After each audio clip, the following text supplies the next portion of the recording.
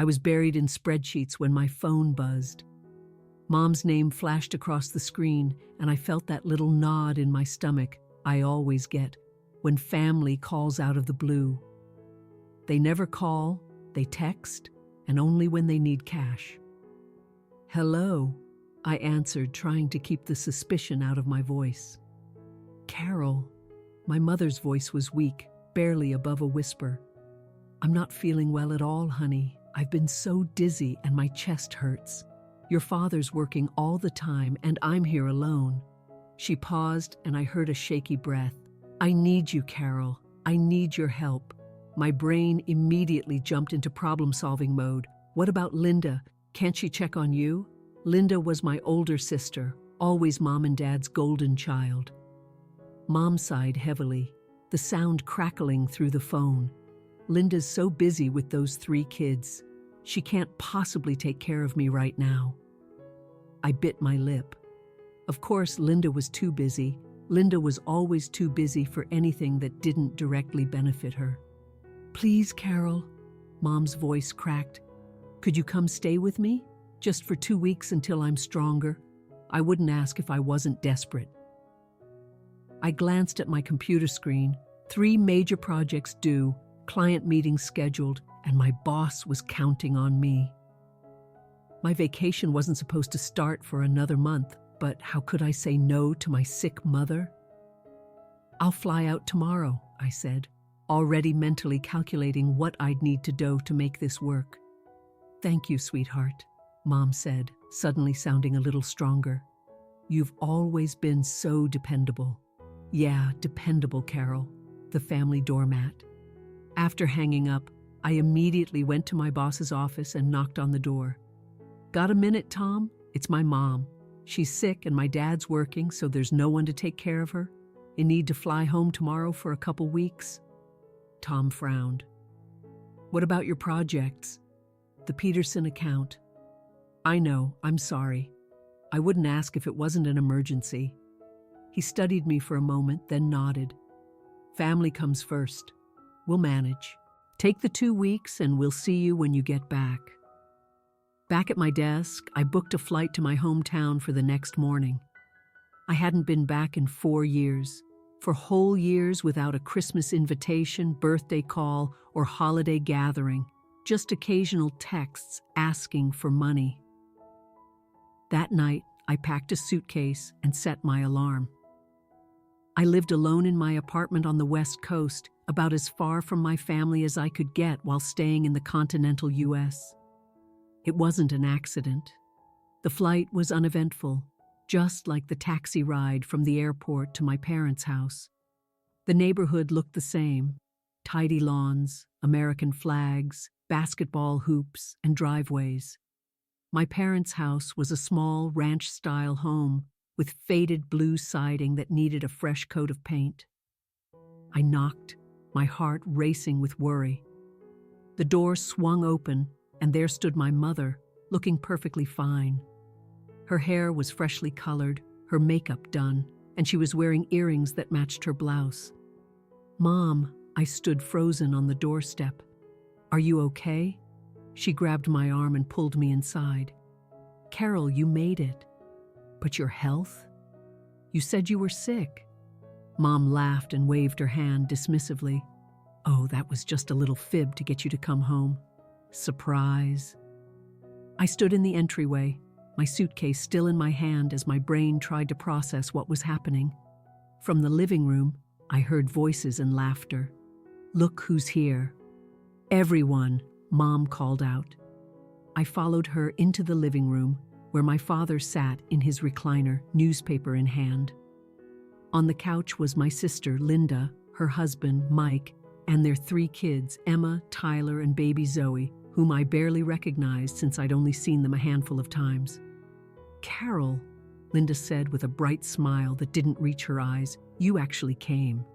Dad glanced up from his paper. "Hey, kiddo. What's going on?" I asked, looking from face to face. Mom said she was sick. "We're going on vacation," Mom announced cheerfully. "For 10 days to Florida. We've been planning it for months. We need someone to watch the kids while we're gone." The realization hit me like a bucket of ice water. You lied about being sick, so I would fly across the country to be a babysitter. Don't be so dramatic, Linda said.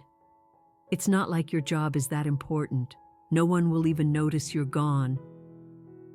I felt my face flush with anger. I had to take emergency leave. I have projects due. This is what family does, Mom said firmly. We help each other. Linda and Mike haven't had a vacation in years. Your father and I haven't been to Florida since our honeymoon.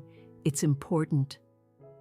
I looked around at their faces, expectant, entitled, not a shred of guilt among them. These people, my family, had manipulated me, lied to me, and now expected me to just fall in line. I could have exploded right then, could have screamed and shouted and told them exactly what I thought of their little scheme. But something stopped me. Maybe it was the lifetime of playing second fiddle, of being the reliable one, the one who helped out and never complained. Or maybe it was the sudden crystal clear idea of how to handle this situation. I took a deep breath and forced a smile. You know what? You're right. Family helps family. When are you leaving? The tension in the room immediately dissolved. Mom clapped her hands together. See, I told you she'd understand. We leave in 2 days, sweetie. Oh, this is going to be wonderful. As they launched into excited chatter about their trip, I thought about all the times I'd been the family afterthought.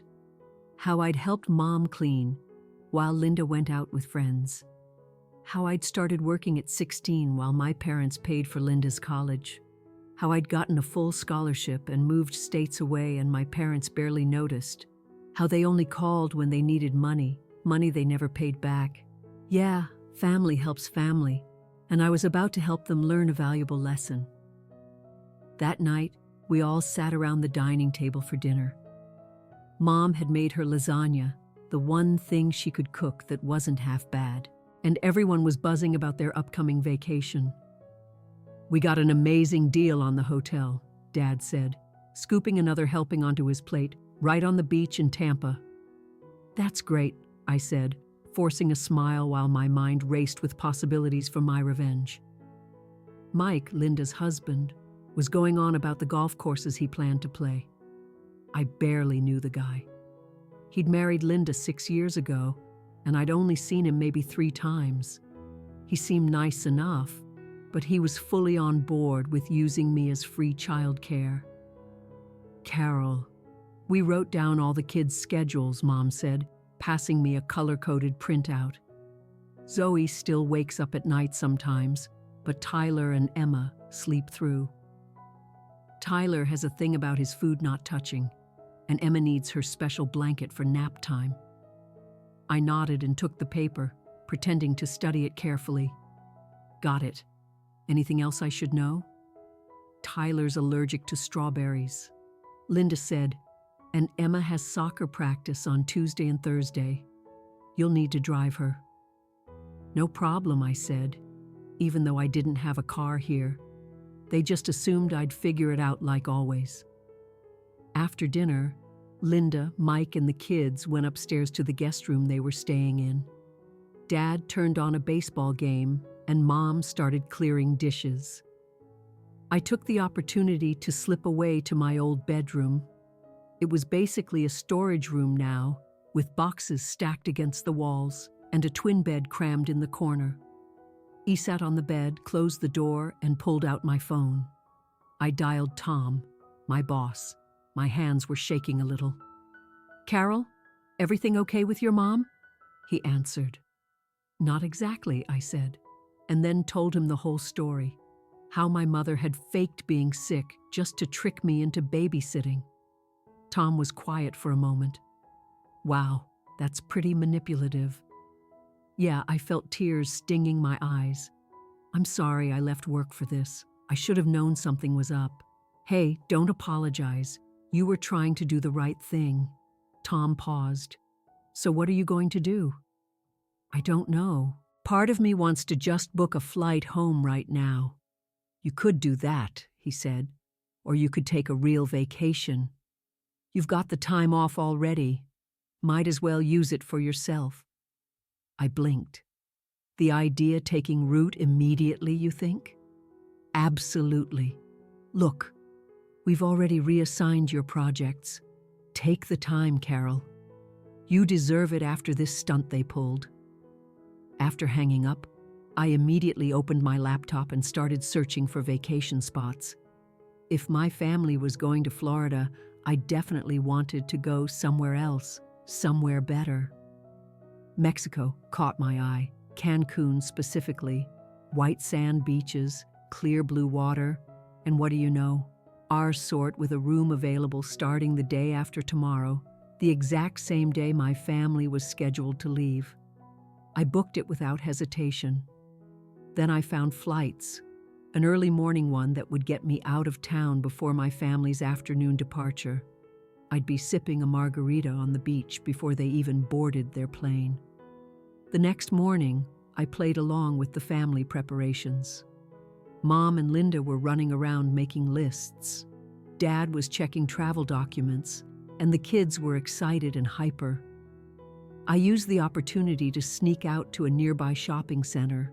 I bought a new swimsuit, sunscreen, a beach cover-up, and sandals. Everything I'd need for my Mexican getaway.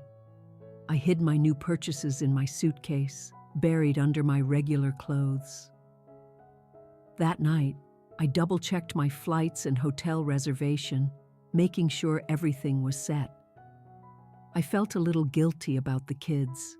They were innocent in all this, but then I remembered how Linda had dismissed my career as just a job, and how my parents had lied to get me here. My family had always treated me like this, always putting me last. I thought back to my childhood, how different it had been from Linda's. At 12, I was cooking dinner and helping clean while Linda hung out with friends. At 16, I got a job at the local grocery store to pay for my own clothes and school supplies. While 19-year-old Linda was at college with full parental support, I'd never gotten a dime from them for school. I'd worked my ass off for a scholarship. When I moved across the country after college, they barely noticed.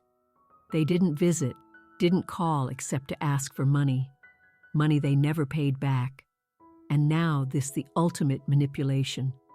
Faking illness to trick me into providing free child care.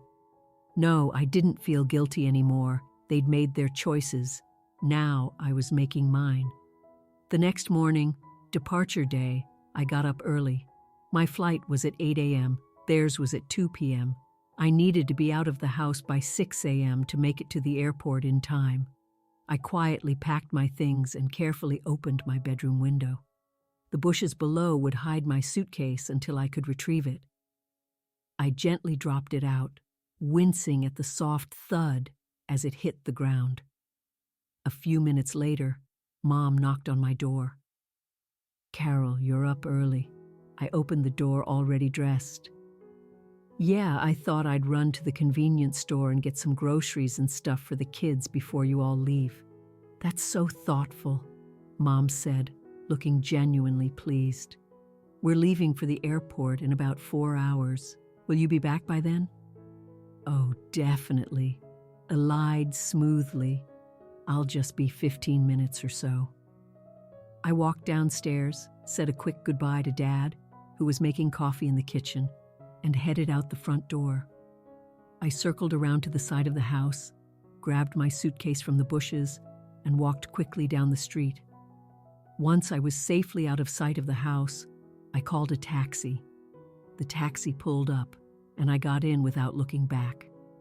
"Airport, please," I said, and turned off my phone. The airport was crowded, but I didn't care. For once in my life, I felt completely free. I checked in for my flight, went through security, and found my gate without looking at my phone once. I knew it would be blowing up with calls and texts soon enough. I bought a coffee and a magazine and sat near the boarding area.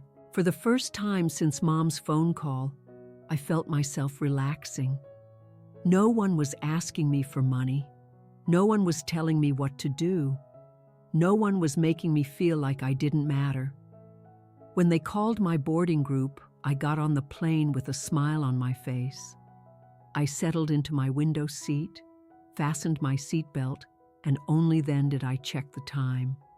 My family would be finishing breakfast about now, getting ready for their own trip, completely unaware that their childcare plan was currently taxiing down a runway. The flight to Cancun was smooth. I watched a movie, dozed a little, and tried not to think about the explosion that was happening back at my parents' house. By the time we landed in Mexico, it was just afternoon. I turned my phone back on as I waited for my luggage, and immediately it started buzzing like an angry beehive. 27 missed calls, 42 text messages. I scrolled through them quickly. "Where are you, Mom? Call us right now. Dad, if you're not back in 10 minutes, we're going to miss our flight. Linda, Carol, this isn't funny. Mom, you selfish bastard. Linda." The messages got progressively angrier. I put my phone away without responding. My luggage arrived and I headed outside to catch a taxi to my resort. Cancun was beautiful, hot but with a breeze that made it perfect. My taxi driver was friendly, pointing out sights along the way. Their sort was even better than the pictures.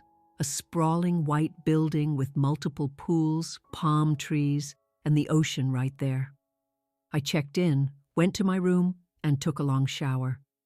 It was only after I changed into my new swimsuit and cover-up that I decided to deal with my family. I dialed Mom's number. She picked up on the first ring. "Carol, where the hell are you?" She was practically screaming. "I'm in Mexico," I said calmly. "At a resort in Cancun." There was silence then. "What are you talking about? Get back here right now. We missed our flight because of you." "That's too bad," I said. "But I'm not coming back to babysit. You did this on purpose." Mom sputtered. "You planned this?" "Yeah, I did. Kind of like how you planned to trick me into flying home by pretending to be sick. That was different. We needed your help. And you thought lying was the best way to get it. You didn't even ask if I could watch the kids. You manipulated me. Your sister. My sister could have hired a babysitter or asked me honestly if I could help. Instead, you lied about being sick. You made me worry that something was seriously wrong with you." Mom was quiet for a moment. Then, "You've ruined everything. Our vacation is canceled. We can't get refunds this late." "I'm sorry about that," I said, "and I kind of meant it. But maybe this will teach you to treat me with a little more respect." "Respect?" Mom's voice rose again after what you've done. "Linda was right. You are selfish." I laughed. "That's rich coming from the people who only call when they need money. Money you never pay back, by the way. How dare you? How dare you? All of you. I'm done being the family doormat. I'm going to enjoy my vacation now. Goodbye, Mom." I hung up before she could respond. Almost immediately, my phone started ringing again. "Linda." This time, I declined the call and turned off my phone. Then I went down to the bar by the pool, ordered a margarita, and took a long, satisfying sip as I looked out at the ocean. For the first time in years, I felt like I was exactly where I belonged. The next few days were amazing. I swam, I read books on the beach, I went on a snorkeling excursion, and I ate amazing food. I turned my phone on once a day to check work emails, none, and to post photos to my social media. Beautiful beach shots, selfies with colorful drinks, pictures of the incredible sunsets. Linda commented on every single one. "Hope you're happy with yourself." Mom hasn't stopped crying. The kids keep asking where Aunt Carol is. I ignored them all and kept posting. On my 4th day in Mexico, I met a guy named Jeff at the resort bar. He was there on a business trip that had ended early, so he'd extended his stay. We hit it off right away, and he didn't seem to mind when I told him about my family drama. We spent the rest of my trip hanging out together, It was nice to have company, especially company that valued me just for being me, not for what I could do for them. By the time my week in Mexico was over, I felt refreshed and stronger than I'd been in years. I said goodbye to Jeff. We exchanged numbers, but I wasn't sure if anything would come of it, and boarded my flight home with no regrets. I had 3 more days of my vacation left. When I got back to my apartment, I used them to clean my place, catch up on laundry, and prepare mentally for returning to work.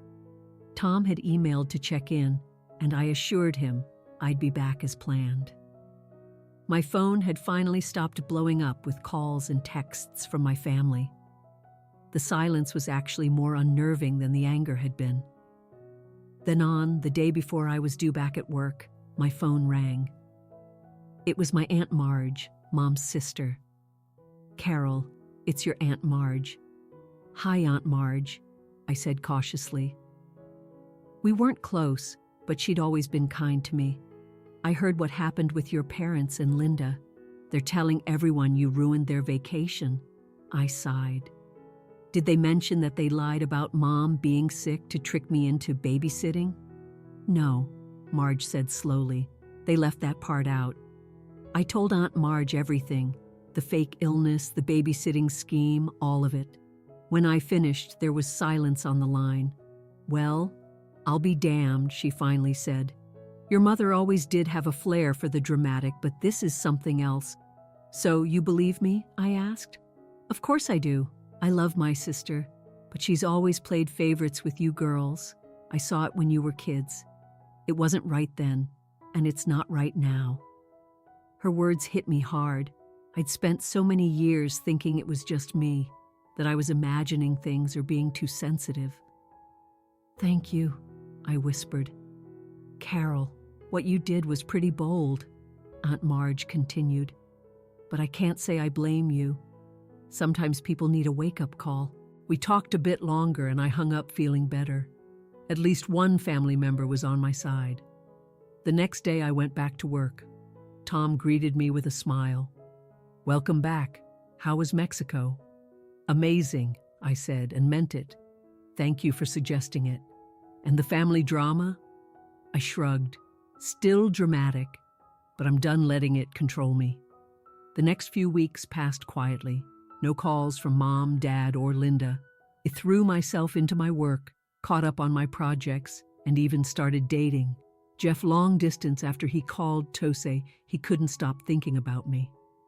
Then, on a Tuesday evening, almost a month after my Mexico trip, my phone rang, Mom's number. I took a deep breath and answered, "Hello, Carol." Mom's voice was tight. "How are you?" "I'm fine. How are you?"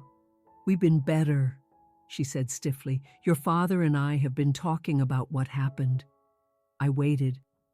"What you did was very hurtful," she continued. "We lost a lot of money on those tickets and reservations. No apology for lying about being sick. No acknowledgement of how they tried to use me." "That's unfortunate," I said.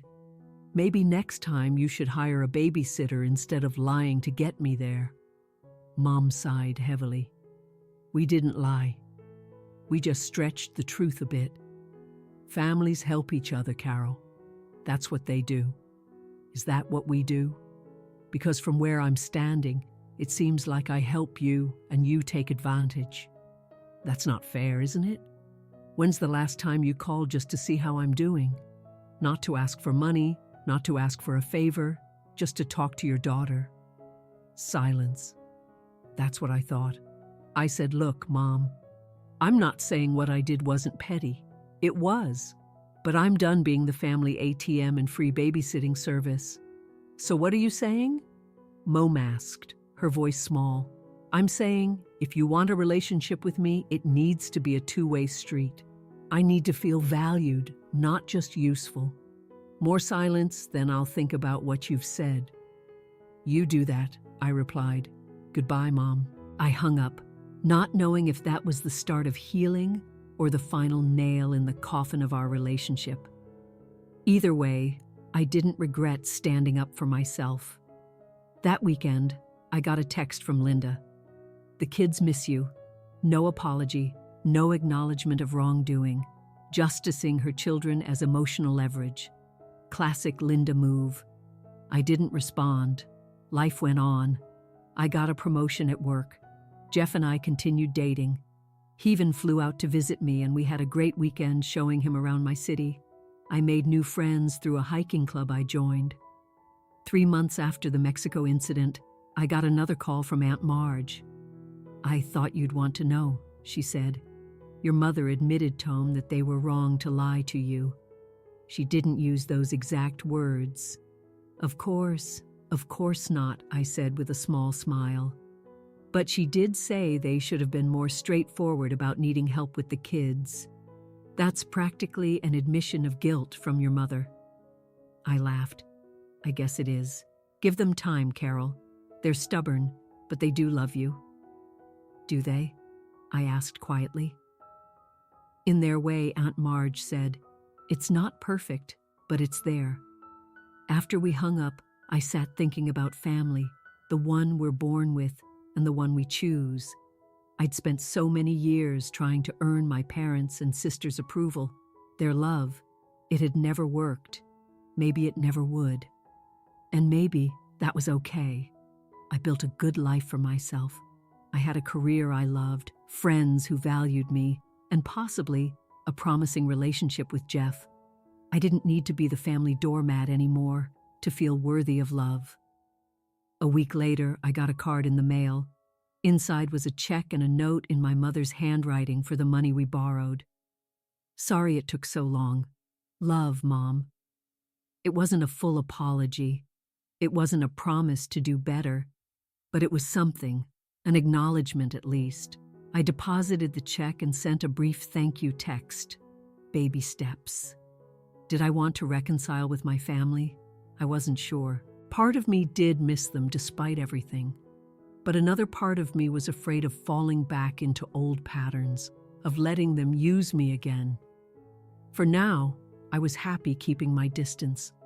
Maybe someday we'd find a way to have a healthier relationship. Or maybe we wouldn't. Either way, I'd be okay. And I'd learned that revenge, while sweet, wasn't really what I'd been after. What I wanted was recognition, acknowledgement, to be seen as a person with my own life and needs, not just as a resource to be tapped when convenient. My phone buzzed with a text from Jeff. "Dinner tonight." I smiled and typed back, "Can't wait." Life wasn't perfect. Family was still complicated. But for the first time in a long time, I was living on my terms. No regrets. That night, as Jeff and I sat across from each other at our favorite restaurant, he asked about my family. "Have you talked to them lately?" I shook my head. "Not really. It's better this way for now. I've spent my whole life trying to be what they wanted. Now I'm figuring out what I want." Jeff raised his glass to figuring things out. I clinked my glass against his to no regrets. And I meant it, every word.